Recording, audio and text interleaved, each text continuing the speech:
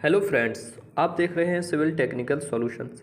जैसा कि दोस्तों हमने पिछली वीडियो में बात की थी कि भी स्लैब में कितना कंक्रीट लगेगा या फिर कितना सीमेंट लगेगा, कितना सैंड या रेता लगेगा, कितना एग्रीगेट या बजरी लगेगा, और कंक्रीट से कितने एम क्यूब में कितना सीमेंट, कितना रेता और कितना बजरी लगेगा, इसके बारे में हमने बात की थी। तो उस वीडियो का लिंक मैंने डिस्क्रिप्शन में दे रखा है, आप जाकर उसे देख सकते हैं, काफ़ी कुछ आपको उससे सीखने को मिलेगा।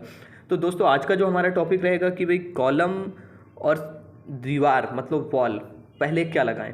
जैसे मकान बनाने से पहले लोग कंफ्यूज हो जाते हैं कि पहले कॉलम लगा लें, कॉलम खड़े कर लें या फिर दीवार खड़ी कर लें। तो मैं आपको इसी टॉपिक पे आज वीडियो लेकर आया हूँ। तो दोस्तों क्या करते हैं कि पहले अगर हम कॉलम लगा लेते हैं तो हमें उसमें काफ़ी फ़ायदे रहते हैं। फ़ायदा ये रहता है कि हमारी मजबूती बहुत आ जाती है, लेकिन उसमें एक प्रॉब्लम रहती है। प्रॉब्लम क्या रहती है कि हमने कॉलम पहले लगा दी है, अब कॉलम का सरफेस जो होता है वो बहुत चिकना होता है, तो उसमें हम दीवार लगाते हैं तो दीवार हमारी डैमेज हो जाती है। डैमेज तो हो जाती है, लेकिन उसका भी सॉल्यूशन मैं आपको बताऊंगा, लेकिन हमको यूज ही करना है तो हम पहले कॉलम ही लगाएं।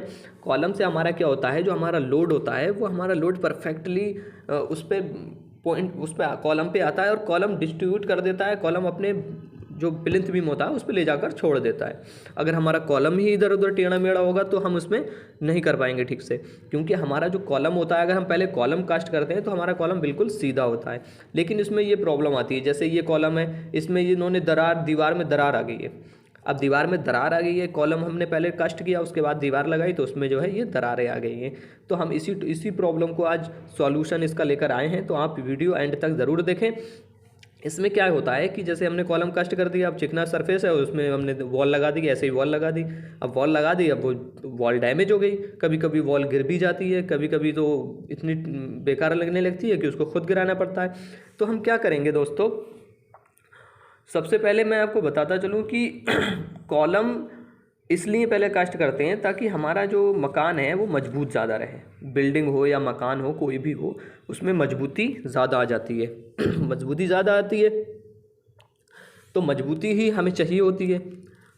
जो प्रॉब्लम है उस प्रॉब्लम को मैं सॉल्यूशन लेकर बताऊंगा आपको, लेकिन उससे पहले मैं बात करूं अगर कि जैसे कुछ जगहों पे क्या करते हैं, पहले जो है दीवारें लगा लेते हैं, फिर उसके बाद जो है कॉलम कास्ट करते हैं, जैसे इन्होंने किया हुआ है। अब इन्होंने कॉलम कास्ट करने के लिए दीवारें लगा दी हैं। अब इसमें कुछ फ़ायदा तो है कि भाई शटरिंग इनकी दो तरफ की लगेगी।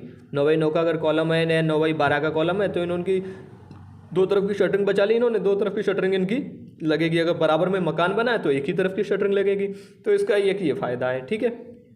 दूसरा फ़ायदा ये है कि दीवार जो है वो कॉलम को पकड़ अच्छा लेती है, मतलब मजबूती आ जाती है। दीवार जो है कॉलम को मजबूती से पकड़ लेती है, लेकिन सिर्फ दीवार की मजबूती आ जाती है। कॉलम क्या होता है, कॉलम हमारे कहीं कहीं हमने देखा होगा कि कॉलम अगर दीवार के बाद में कास्ट किए जाते हैं तो उसमें थोड़ा सा दिक्कत आती है कि कुछ का शेप ही समझ में नहीं आता कि ये शेप है क्या, और कुछ की बात करें तो टेढ़े मेढ़े हो जाते हैं। कुछ क्या करते हैं कि ईंटों के जो दताने होते हैं वो दताने बना देते हैं, कॉलम की तरफ को दताने बना देते हैं कि भाई हम कॉलम को इसमें दताने में फंसा देंगे तो हमारी मजबूती ज़्यादा आ जाएगी। आप मानते हैं हमारी बात, हम आपकी बात मानते हैं कि भाई दीवार तो आपकी मजबूती से पकड़ लेगी उस कॉलम को, लेकिन जो कॉलम की हालत होगी वो क्या हो जाएगी, उसकी हालत तो बेकार हो जाएगी बिल्कुल। तो इसलिए मैं आपको सलाह दूंगा ऐसा बिल्कुल भी ना करें, कॉलम पहले कास्ट कर लें क्योंकि कॉलम को पानी की ज़रूरत भी ज़्यादा पड़ती है। अब अगर ये जैसे ये क्या है, हमने तो इसमें इन्होंने दताने बनाए थे और उसके बाद कॉलम कास्ट किया। अब कॉलम का शेप ही समझ में नहीं आ रहा है कि ये जा किधर रहा है। अब इन्होंने कॉलम को बाद में कास्ट करेंगे, दीवार पहले लगी है। तो अब अगर हम कॉलम पे तरी करते हैं तो कॉलम की तरी जो है ये पानी, ये जो ईंटें हैं ये ईंटें सोख लेंगी, मतलब कॉलम को पानी भेजेंगे ही नहीं बिल्कुल भी। ईंटें बहुत पानी सोखती हैं ना, तो इस वजह से ये कॉलम का जितना पानी ये सारा के सारा सोख लेंगी। उसको तरी की ज़रूरत है, तरी नहीं मिल पाएगी ज़रूरत के हिसाब से, तो वो ज़रूरत के हिसाब से अपनी मजबूती भी नहीं दे पाएगा, जाहिर सी बात है। तो इसलिए कॉलम को पहले अगर कास्ट करेंगे तो भाई उसको जितना तरी देना चाहो उतना तरी दे दो।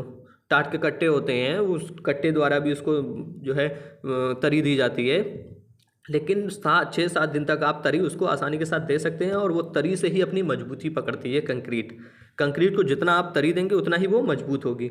तो इसलिए कॉलम जो है पहले कास्ट करते हैं, तरी भी उसकी पर्याप्त मात्रा में उस तक पहुंच जाती है। और अगर हम ईंटों के साथ अगर ये कॉलम कास्ट करेंगे तो देखिए कैसे कॉलम की वाट लगी हुई है, बताइए। कैसे बर्बाद किया है इन्होंने कॉलम को, बिल्कुल कॉलम बर्बाद ही कर दिया है। अब इन्होंने क्या किया है कि दो तरफ की इन्होंने शटरिंग लगा दी और ऊपर से जो है कॉलम को कास्ट कर दिया, तो इसमें मजबूती नहीं आती है, जो लोड ऊपर से आता है वो लोड ये नहीं झेल पाते हैं। ठीक है, तो अगर मकान बना रहे हैं आप, मकान में पैसा खर्च कर रहे हैं, तो आपको मैं सलाह दूंगा कि आप जो है पहले कॉलम ही कास्ट कीजिए।